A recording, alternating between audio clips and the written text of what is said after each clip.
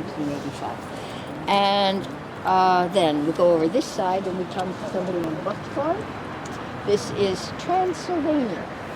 This is anyway, and this is, you can see he's a proud man, he's a prince who managed to get religious freedom for his people. Now this is Hungary-Romanian border, and this all became under the domination of the Turks later on. And at that time, and maybe they seem still to be, the Turks didn't really care about religion. They weren't trying to spread the Muslim state or anything. As long as you paid your taxes, you could worship any way you want. So often some of those Huguenots and so on, people found themselves out there. There's little pockets of French-speaking Protestants distributed in strange places, probably dying out. But I know of several, just because I've read about them in areas like the Ukraine, for example. Next man over is Oliver Cromwell. Probably some of you went to school when you still had to learn English history. And so he is known probably more to us as a famous old soldier who caused a lot of problems in the northern British Isles and Ireland. But he's there because he was active in a separatist Puritan movement within the English church. Now, the frieze next to him, on our right of him, with two heads popping up, that's King William and Queen Mary, who are receiving the Bill of Rights of the English people. And it's the preamble to that that's written up above in English. The English, as we probably all forgot in school, but they don't really have a constitution. We all heard about the Magna Carta, and then this is where they became a parliamentary monarchy instead of an oligarchy, as they had been to start. So this is when they got quite a level of individual freedom, way ahead of much of the rest of the world, which is not recognized. People think of England's been a monarchy forever, and so probably they've been, whipped and beaten about the head and shoulders. But no, they've had, Voltaire went to England. He loved the freedom of England because he didn't have that in France.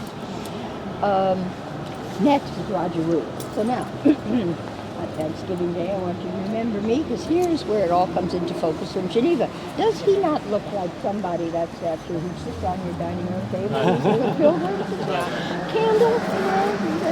Anyway, there he is.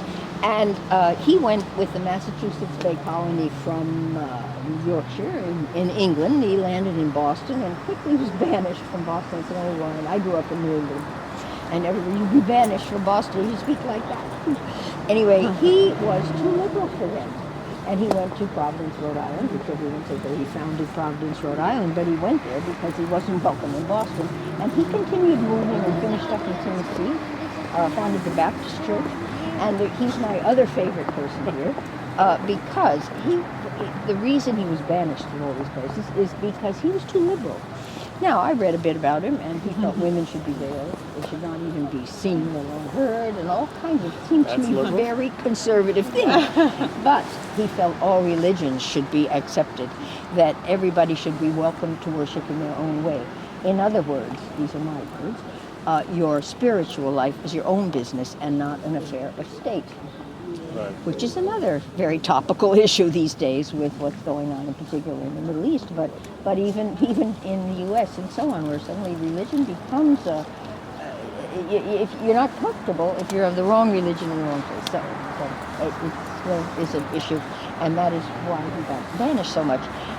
What you have, however, next to him is not related to him. It precedes him, and if you look at the frieze, you'll see the stays of a boat.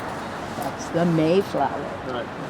And on the Mayflower, they have finally decided that because they've got the hunters and the trappers who are there to exploit, and then they have the settlers who want to start a new life because of their religion, maybe we should have a little law and order, so they wrote the Mayflower Compact. And in the barrel, in the middle, they are swearing on a Bible to uphold it. Not just any old Bible. It's the Geneva Bible, that's what they call it, which was worked on by John Knox when he was here. And that is the Bible that they took with them on the Mayflower. And if any of you ever make your way to New England and go visit the Plymouth Plantation, has anyone ever done that? Mm-hmm. You have! Yes, that's great. I'm quite amazed. I have been doing this for 20 years, and I don't know if I've found 20 people who have ever been to the Plymouth Plantation. Anyway, you can ask, as you may remember, they're playing a role like in the theater. Whereas Williamsburg, for example, there's students dressed in the costume and they're explaining how it was. Whereas these people are being those people. Right. And of course, Americans, being the sort of naughty people they are, trying to trap them all the time and ask them things like, what kind of car do you have? Or what's your favorite football team? So they have to deal with that. What time is it? They look at the sky and say it's, it's 1:30 or something. But anyway, if you go into the log cabins and you ask them to see their Bible, oh, you have the Bible? Can I see your Bible? They have students' copies of the Geneva Bible in every of those little log cabins.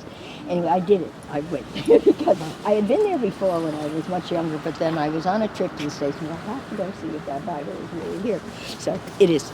Anyway, that's the U.S. connection. What you have in this last frieze is John Knox preaching in Edinburgh in front of in St. Giles Cathedral, preaching the Reform in the court of the Mary Stuarts. So you get a lot here. You also have the Seal of Geneva, which we'll see all over the place. I shall mention the Seal of Scotland for John Knox, the Seal of Bern on the far side, the bear for Baron, and as they had been a protector of Geneva over the years. The Seal of Geneva is half an eagle and a key. And you can probably guess about the keys, but it precedes the Reformation by a lot. It was probably since about the 1300s that it was in the what do we call it, armoirie, what are those, the shield anyway, the seal of Geneva. And so you have the double-headed eagle of the Holy Roman Empire, so we have half of that, and the cross keys of St. Peter, one of those, because we had a bishop, they call it a prince bishop, who ruled the city with secular authority as well as religious authority. This is not uncommon. You see this image in other cities. The idea of a city-state and ruled by someone from the church was quite normal. And as we all know from what we all probably forgot probably, but the tension always between the emperor and the pope changing places and who crowns whom and so forth. So in this case, the fact that they are the best of all worlds, they are both. So that's the seal. And the final is, this is just for anecdote, I was standing here doing this with my back to the wall with teenagers once, and finally one of these brave, cheeky kids says to me, why are there bras on the monument? I thought, and it used to be, you see there's a lot of barbed wire and stuff up here. If you want media attention or just to be really naughty, you mess up this monument. And I have seen it with toilet paper draped around it. Once a bidet on Calvin's head. Paint, graffiti, various things. He has actually right there his second hit because it had so much damage. And so on. But anyway, I turned around expecting literally to see pieces of underwear. No. Post tenebras lux is the motto of Geneva, which means, of course, after the light, or out of the darkness comes the light. Yes, out of darkness comes the light. Reformation. So, but here we are. Should we go up to the bench and the leaving that comment aside? Go to the bench and the. So we're going along on foot? Yes, we are. Oh, okay. Because once you had talked about yes, busing it.